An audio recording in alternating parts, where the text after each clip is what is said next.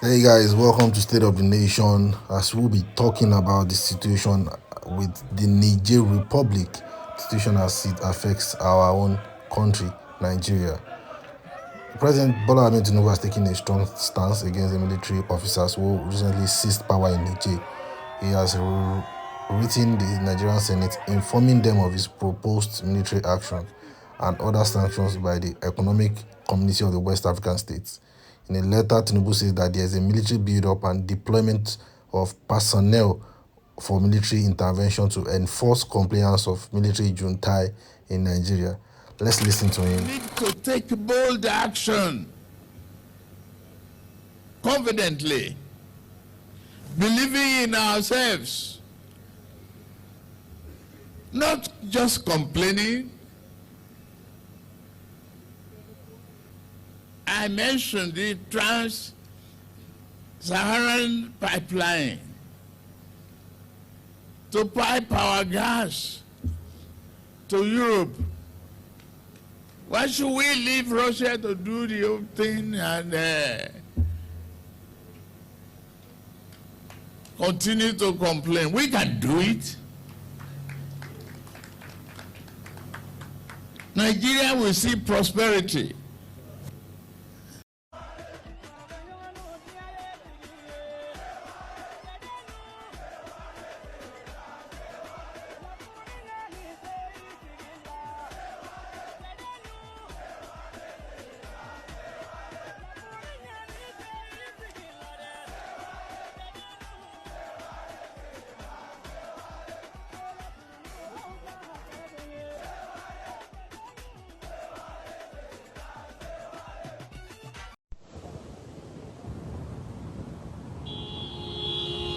On se sent en famille en ce sens que la Russie est une famille aussi pour l'Afrique.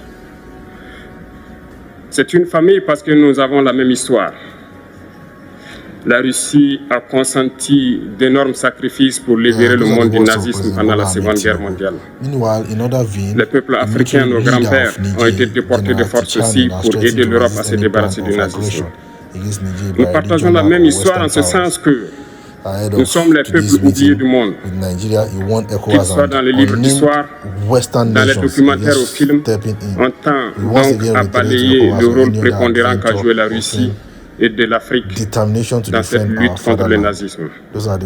Pour ce qui concerne le Burkina Faso, aujourd'hui nous sommes confrontés depuis plus de 8 ans à la forme de manifestation la plus barbare, la plus violente du néocolonialisme, de l'impérialisme. L'esclavage qu'on tend encore à nous imposer.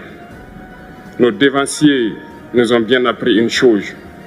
L'esclave qui n'est pas capable d'assumer sa révolte ne mérite pas que l'on s'apitoie sur son sort.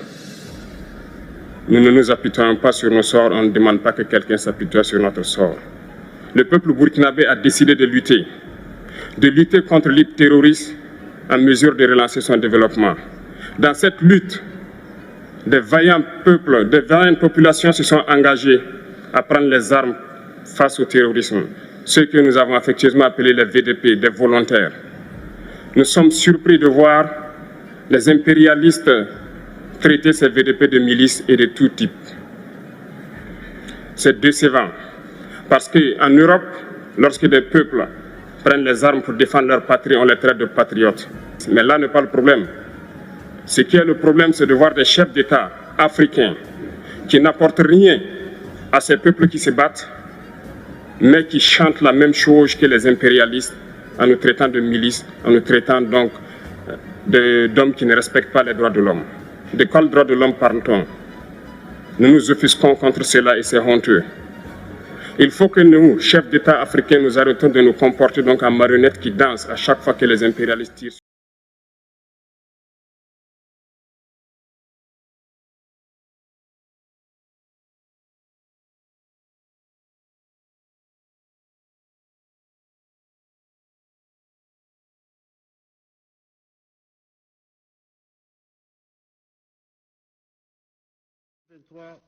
/09 du 3 août 2023 mettant fin aux fonctions de certains ambassadeurs extraordinaires et plénipotentiaires de la République du Niger. Le président du Conseil national pour la sauvegarde de la patrie, chef de l'État, décrète, article 1er, il est mis fin aux fonctions des ambassadeurs. In another development, Niger Republic has announced that they've put an end to the function of certain ambassadors. Ambassadors of Niger to French Republic, ambassador of Niger to Togolese, ambassador of Niger to Nigeria, and ambassador of Niger to United States of America. This is coming out as the fact that they've cut off all ties with Nigeria, particularly, and will treat Nigerians as non-friends. Let's listen. Ambassadeur du Niger auprès des États-Unis d'Amérique.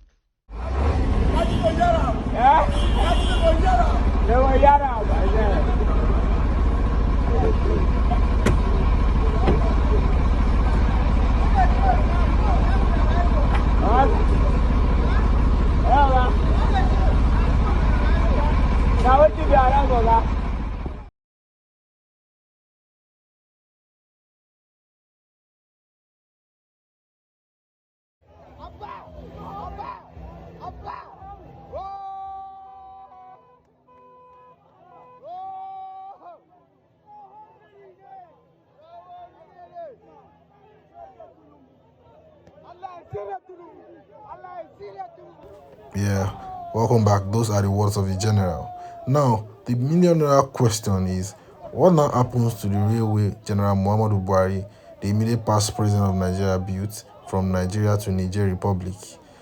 If we can remember, let me recall that there was a certain romance and bromance that existed between Nigeria and Niger Republic during General Muhammadu Buhari's time.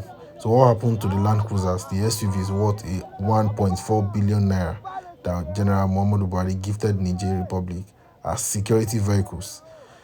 If we can recall that there was a certain romance and bromance that existed between the ex-president of Nigeria, General Muhammadu Buhari, Niger Republic. Does it mean all efforts have been wasted? In this video, you see people of Niger blackmailing and calling the current president of Nigeria, Bola Ahmed Tinubu, name. Let's watch.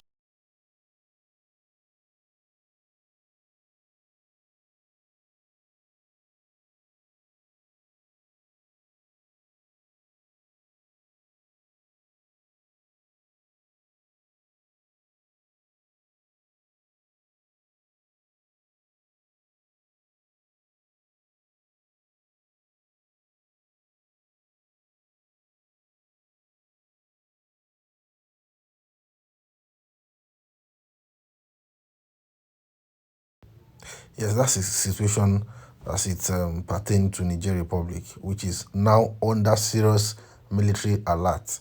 Our prayer as far as Nigeria is concerned is that our judiciary won't allow our country to go through this process. Now, this is what you experience when democracy and the rule of law is relegated. Whenever there is relegation of rule of law, anarchy looms. When justice opposes the rule of law and the constitution remains premium, justice prevail. In as much as we are clamoring for a clinical revolution, we are not calling for war. Major policies like foreign exchange regulation, fuel subsidy removal have been rolled out without planning and preparation. The resulting effect has been skyrocketing inflation. The naira has lost almost half of its value in the past 8 weeks. In the midst of all this economic pain, school fees for federal, secondary, and tertiary institutions being doubled, fuel surge, workers' wages still remained stagnant. The list of ministerial nominees has still remained the same characters that have failed Nigerian in the past 16 years.